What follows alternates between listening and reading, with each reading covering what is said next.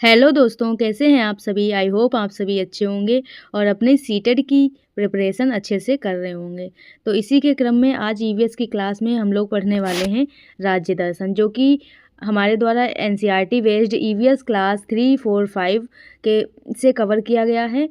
देखिए, CTET paper 1 में EVS portion में हमेशा 1 या 2 नंबर का क्वेश्चन राज्यों से बनता है, जो कि बहुत ही डिटेल में पूछे जाते हैं। कथन टाइप के क्वेश्चन पूछे जाते हैं राज्यों से।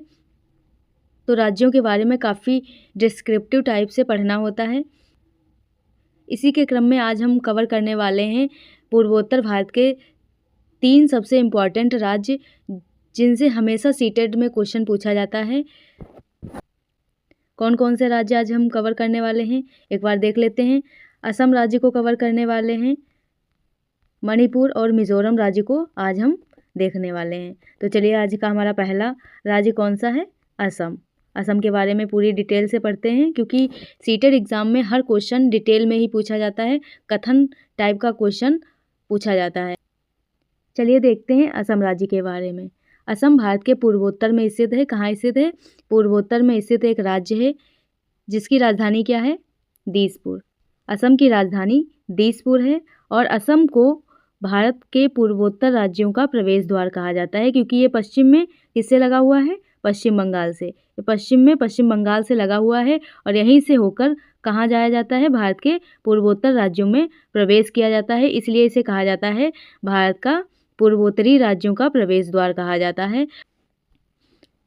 असम के उत्तर में अरुणाचल प्रदेश, पूरब में नागालैंड और मणिपुर स्थित हैं। दक्षिण में मेघालय, त्रिपुरा और मिज़ोरम स्थित हैं और पश्चिम में पश्चिम बंगाल स्थित है। कौन सा? पश्चिम बंगाल इसके पश्चिम में स्थित है।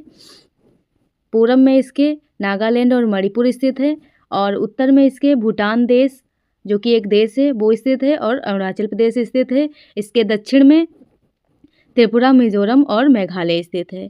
चलिए आगे बढ़ते हैं। हमारा पॉइंट है, असम की सीमा पश्चिम बंगाल से जुड़ी होने के कारण इसे पूर्वोत्तर राज्यों का क्या कहा जाता है? प्रवेश द्वार। क्योंकि इसकी सीमा कहाँ से लगी हुई है? पश्चिम बंगाल से लगी हुई है।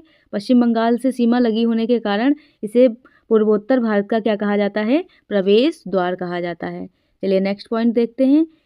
इस राज्य को लाल नदी और नीली पहाड़ियों का प्रदेश कहा जाता है। असम राज्य को क्या कहा जाता है? लाल नदी और नीली पहाड़ियों का प्रदेश कहा जाता है। क्यों कहा जाता है? क्योंकि असम में ब्रह्मपुत्र नदी बहती है और इस नदी को लाल नदी के नाम से जाना जाता है। और असम में दूर से देखने पर पहाड़ियाँ किस रंग की दिखाई देती हैं? नीले रंग की दिखाई देती हैं। इसलिए इसे कहा जाता है नीली पहाड़ियों का प्रदेश। चलिए आगे बढ़ते हैं।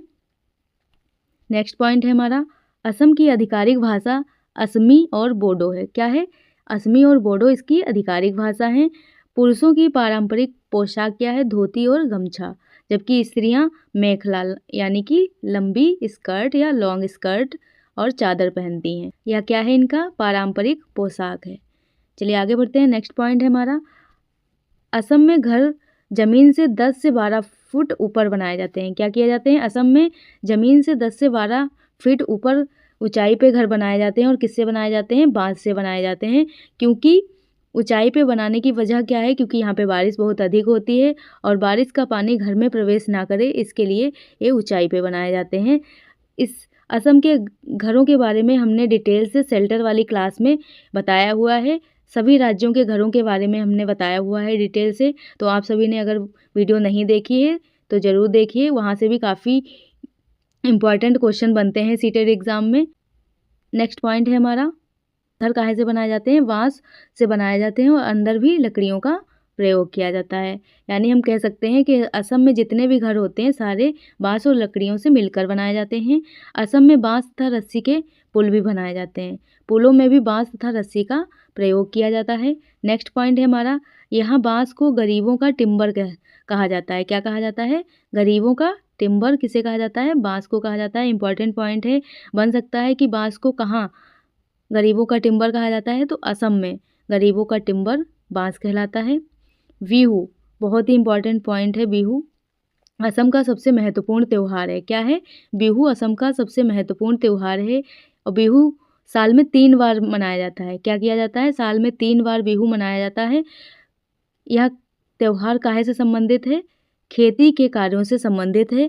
किसानों द्वारा जब बीज बो दिया जाता है खेत में, तब उस टाइम कौन सा त्यौहार मनाया जाता है? बोहाग बिहू। तो उस टाइम बोहाग बिहू मनाया जाता है। पूछा जा सकता है कि बोहाग बिहू कब मनाया जाता है? जब किसान खेत में बीज बो देते हैं तब मनाया जाता है बोहाग बिहू। बोहाग बिहू को रंगाली बिहू के नाम से भी जाना जाता है। किस नाम से जाना जाता है? रंगाली बिहू के नाम से जाना जाता है। चलिए आगे बढ़ते हैं।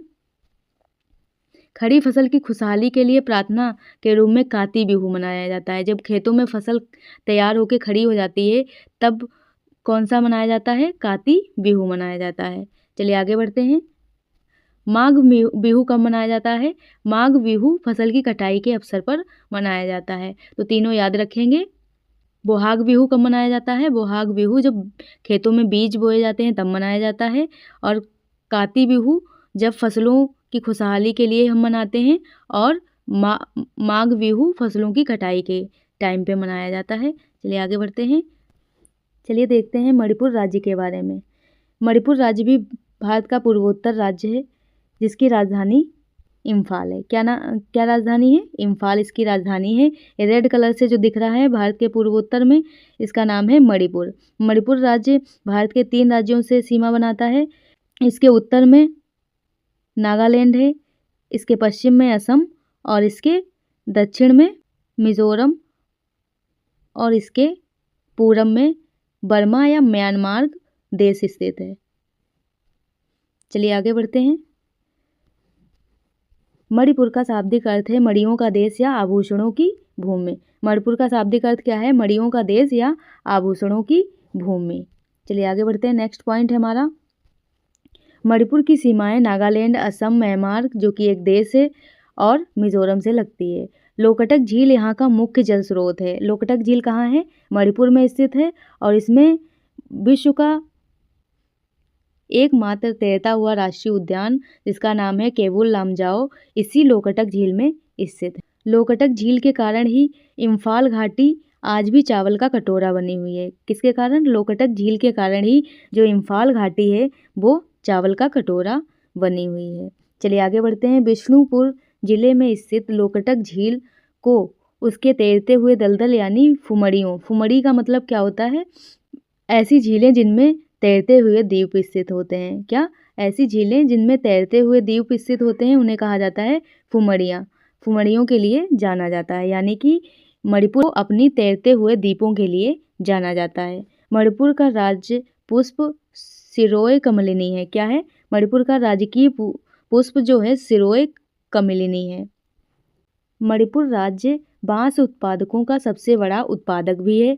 मणिपुर में बांस की लकड़ी पर उल्लू की आकृति को उकेरा जाता है। किसकी आकृति को बांस की लकड़ी पर उकेरा जाता है? उल्लू की आकृति को। मणिपुर का राजकीय पशु संगाई है या हिरण के केवल लोकटक झील के केवुल लामजाओ नामक तैरते हुए द्वीप पर स्थित है। केवुल लामजाओ कहाँ स्थित है? मणिपुर राज्य की लोकटक झील में स्थित है जो विश्व का पहला और एकमात्र तैरता हुआ राष्ट्रीय उद्यान है। कौन सा राष्ट्रीय उद्यान तैरता हुआ उद्यान है? केवुल लामजाओ जो कि लोकटक झील में स्थित है और लोकटक झील मणिपुर राज्य में पड़ती है। चलिए मिजोरम के बारे में जानते हैं। मिजोरम भारत के पूर्वोत्तर राज्य का हिस्सा है और इसकी राजधानी क्या है? आइजोल है। मिजोरम की राजधानी क्या है? आइजोल है। चलिए आगे बढ़ते हैं। मिजोरम में कौन सी भाषा बोली जाती है? मिजो भाषा बोली जाती है। या 3/4 लोग कहाँ रहते हैं? जंगल में रहते हैं। मिजोरम के 3/4 लोग कहाँ रहते हैं? जंगल में रहते हैं। और यहाँ की मुख्य फसल क्या है? चावल। मिजोरम में मुख्य फसल के रूप में क्या उगाया जाता है? चावल उगाया जाता है। यहाँ खेती की लॉटरी निकाली जाती है और ज़मीन को साझा मानकर सभी लोगों को बारी बारी से उस ज़मीन पर खेती करने का अवसर मिलता है, यानी कि खेती पर सभी लोगों का बराबरी से हक होता है। चलिए आगे बढ़ते हैं। मिजोरम में बांस के बर्तन बनाए जाते हैं। काय के बर्तन बनाए जाते हैं? बांस के बर्तन बनाए जाते हैं। झूम खेती मिजोरम में होती है। पूर्वोत्तर भारत के राज्य मिजोरम में सबसे ज़्यादा झूम खेती का प्रयोग किया जाता है। चलिए नेक्स्ट पॉइंट है हमारा, मिजोरम में बोली जाने वाली प्रमुख भाषाएं मिजो, लुसेई और कुकी है। कौन कौन सी भाषाएं मिजोरम में बोली जाती हैं? मिजो, लुसेई और कुकी भाषा मिजोरम में मुख्य रूप से बोली जाती हैं। चलिए मैप में एक बार पूर्वोत्तर राज्यों के बारे में जान लेते हैं। भारत के पूर्वोत्तर राज्य कौन कौन से हैं? अरुणाचल प्रदेश, नागालैंड, मणिपुर, मिजोरम, त्रिपुरा, मेघालय, असम, ये भारत के पूर्वोत्तर राज्यों का हिस्सा है। सिक्किम भारत के पूर्वोत्तर राज्यों में नहीं आता है।